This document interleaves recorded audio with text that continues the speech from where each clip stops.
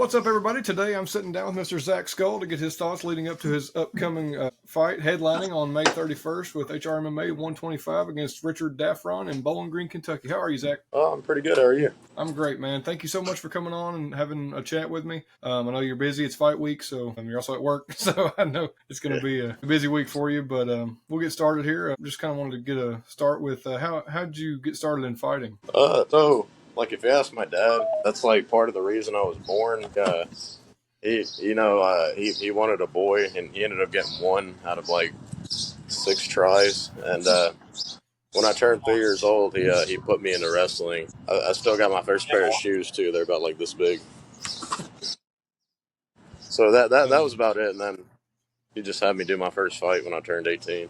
So when you first started fighting, was there anything that kind of naturally clicked for you more than anything else did on the fighting side of wrestling or striking? Yeah, I'd say the grappling. I try to improve on actual like jiu-jitsu and not just like spam wrestling people. I learned the hard way a couple years back. The first time I fought Nick Mandelli, when I just spammed double legs, and when they didn't work, I was like, I guess I need to mix it up a little bit, like throw a punch before, and even the grappling aspect on the ground. I don't just.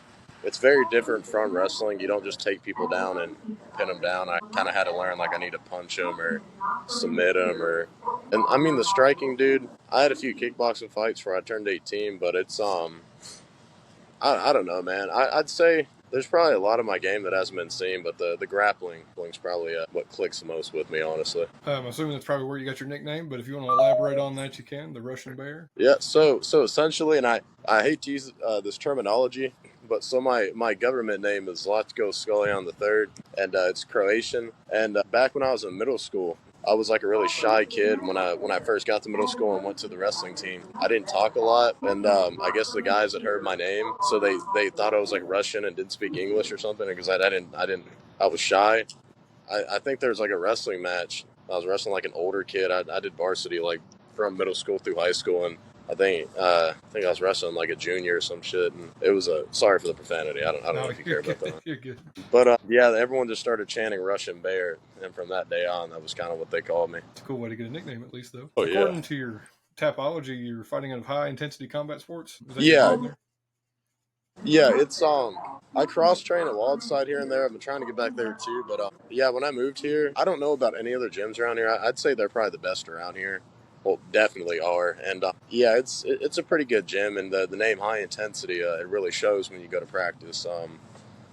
Yeah, it's a good gym. I feel like they focus primarily on Brazilian Jiu-Jitsu, but they have like striking classes and stuff too. But I'd say my Jiu-Jitsu game is leveled up a little bit since being there. How's your camp been leading into the fight here? Dude, it's been different. So I kind of approached my strength and conditioning differently this time, and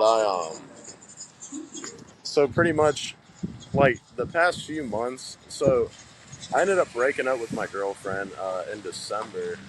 If any ladies are going to be watching, I'm single. But me and my girlfriend broke up. And so I was like still in the gym training, but I got very heavily back into lifting weights and still functional, but doing something like curls and shit that isn't functional per se, but doing just like a bodybuilding type routine. And I kind of followed that through this whole camp. I get most of my cardio from the mats. I didn't hit the assault bike as much as I probably should have been doing, but I kind of went back to how I used to do it with the lifts and the like mid-distance 4-mile runs, like run 4 miles, go in and then go to practice after, or do some type of intense cardio or something before practice. It's been a bit different than the past few, but I feel good. I feel in shape. So hopefully I am. You've had 7 rear neck choke wins in your career, and you've had 5 of those in the first round. So are you expecting a first round win this time? So I'm a very humble person, and I also don't want to stick my foot in my mouth.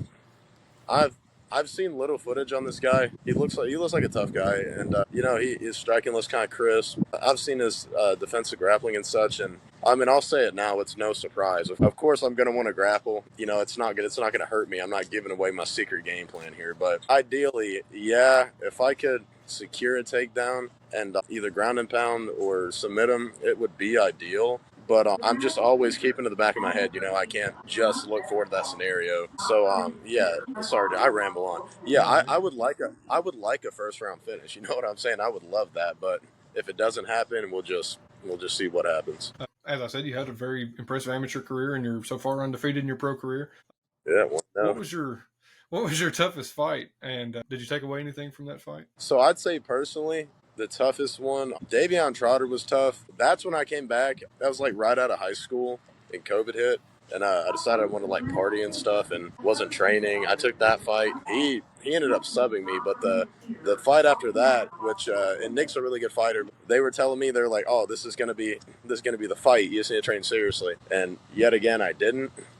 Dude, he beat the dog piss out of me. Like I still when they uploaded the pictures from the fight, and this is what, dude, I ended up because I slipped my rib out. I don't know if you see it through my shirt, but I got my rib slipped out in the first 30 seconds, and I got fucking bloodied up. And one of the pictures they posted on Facebook, the professional, I was like this, like looking down with my hands up when he was throwing a punch, and I was like, no fucking shot. So that was the toughest one. And then after the fight, after this fucking, I don't know if you see Nick Mandelli. He goes by Wreck-It, like he's built like Wreck-It Ralph. He's a fucking stout dude. And he after the last round ends, he gets off me and he goes, Russian bear. And I was like, I mean, but I wasn't gonna try to fight it. We just beat my ass and I was injured. I was like, that had to be the toughest one, but it was kind of like an eye opener where I was like, and I think I was just fresh 21, and that was like what, my 8th fight or something like that, or 9th, however many.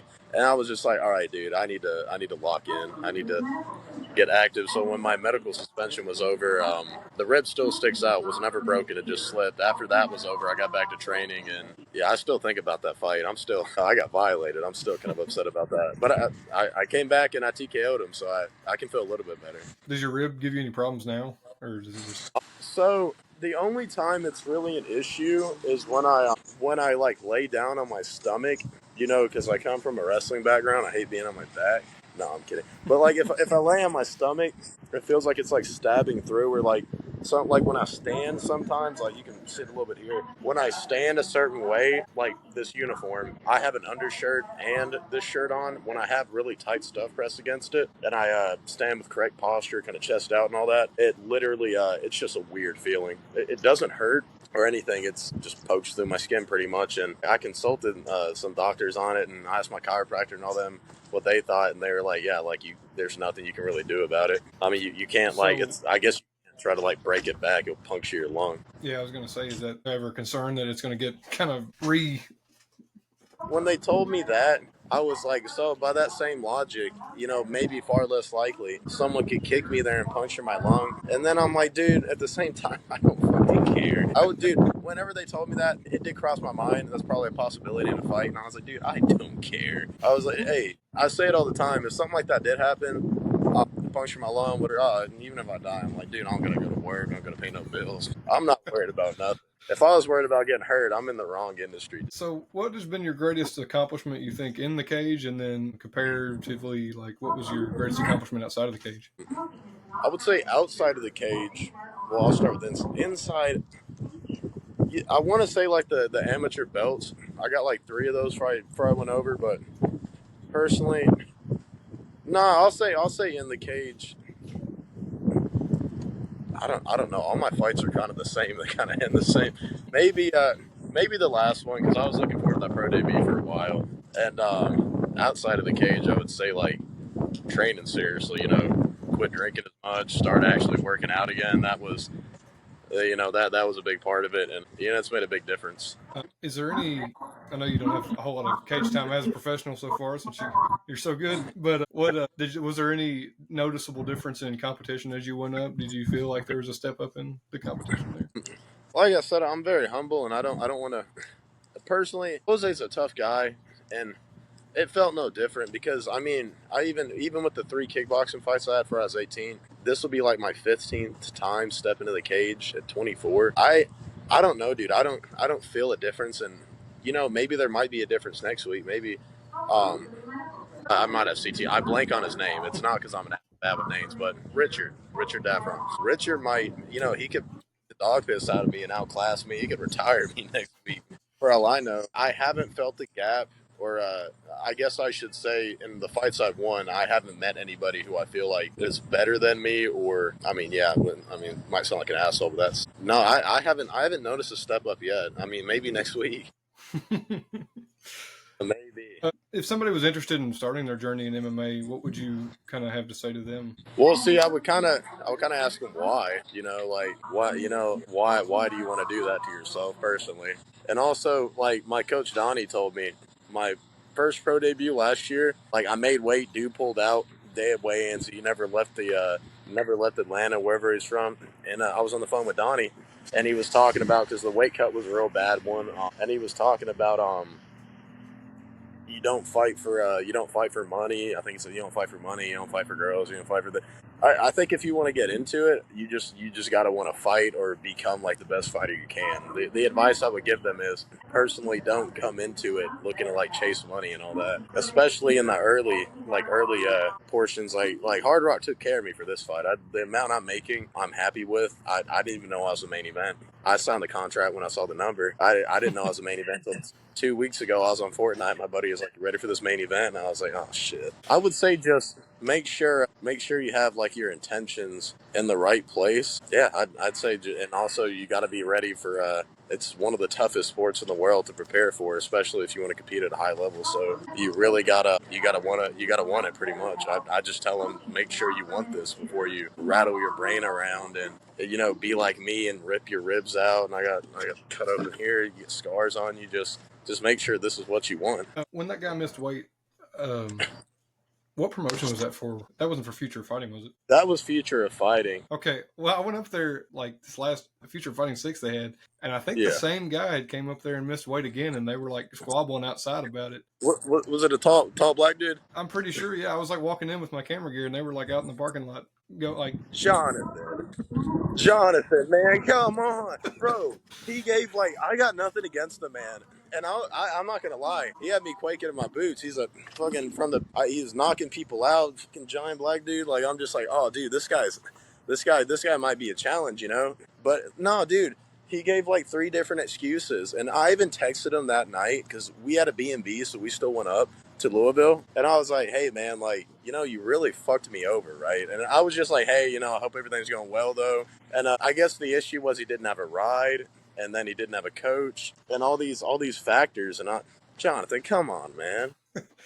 I've got one more question for you before we get out of here. I know you're busy. What music are you listening to, and do you have a walkout song picked out for this weekend? Dude, I have not picked my walkout song. It's a variety, dude. I think I'm manic. It just depends on the day. It can be country. It can be some form of rap, hard rock. I mean, I thought about some Josh Malloy, or I'm kind of leaning between Josh Malloy or maybe some Linkin Park, some Red Hot Chili Peppers. Personally, I don't know. And at the same time, I don't even care. I might just come out with headphones on. I might not even pick a song, personally. I just want to fight. I don't care about the fucking theatrics anymore. I'm just ready to get in there. Well, brother, is there anything you'd like to say or anybody you'd like to mention before we get out of here? Yeah, I mentioned Donnie Wallace, Dylan Osterman, Sergio, yeah, he's a good training partner. Sandro, I can't pronounce his last name. He's a Bosnian guy. We got Kevin, trying to think of all the coaches at Donnie's, then Wildside MMA, Mike Merriman. Yeah, there's a lot of people behind the scenes. Like I said, I'm bad with names. Maybe my brain's rattled, but that's about it. If you guys want to follow my socials, at the official Russian Bear on Instagram. I think it's the same for TikTok. TikTok might be my legal name. That's about it, dude. I'm ready to rock. I'm ready to get in there. After today, I work like a half shift Tuesday, and I'm off the whole week. So it's just gonna be cutting weight, sleeping, and praying, I guess. I don't know. Well, brother, I can't wait to watch you fight. I'll hopefully still be there cage side doing some photography up there with Brandon and those guys. But everybody go. Wait, are you the one who took the fucking picture of me cowering in that fight? Have you been their photographer? I've been there a few times. Which card was it on? Let me see. It was in 2022. I can't remember the number of the card. Well, look, it doesn't matter. But if I'm getting beat up, was it? No, you won the one. I guess Jose. I was there for Jose, but I wasn't there before that. Then This one was years ago. Well, bro, if I'm getting beat up, don't take no pictures of me. Now, if I'm beating him up, get some pictures. Don't take any damn pictures of me fucking cowering and looking all fucked up. If my face gets like bloody or fucked up, get a picture of that. That looks pretty dope, you know. But don't do me dirty on the camera. When I left the cage after Jose, when I did that little flip and busted my ass, I walked up to Kelly Patrick and I said, "Can we cut that when you upload that?" He was like, "Sure." And they did. The second after I submitted them and I stand up and I'm doing my little thong and dance, throwing my hands up, they cut the flip out. So maybe this time I have not. Well, maybe this time I'll hit it. I have not been practicing it. But if I'm happy enough and I believe enough, and you know, if I win the fight, I don't care. I don't know what I'm going to do. I'll try to get you midair of the flip. Then we'll work on that. Yeah. Oh, I have a dope picture on Facebook. The photographer my buddy hired actually got one of me like in the air, but you can tell by how high I was about to bust my ass. So it's not even a flex. Well, brother, again, I appreciate you coming on and talking to me. Like I said, can't wait to watch you fight this weekend at HRMMA 125. Thanks to Brandon for setting up the card. It's an awesome fight card. There's a lot of like new talent coming out, and then a lot of guys that I've seen before, like yourself and Gabe Ruth I've seen before. Gerardo's on there. I've seen him before. Oh yeah, they're good guys. Yeah, they trained at Donnie. A lot of good dudes. So can't wait to watch you guys fight. But again, thank you for coming on. Go out and get your tickets, and we'll see you then. See you, bro.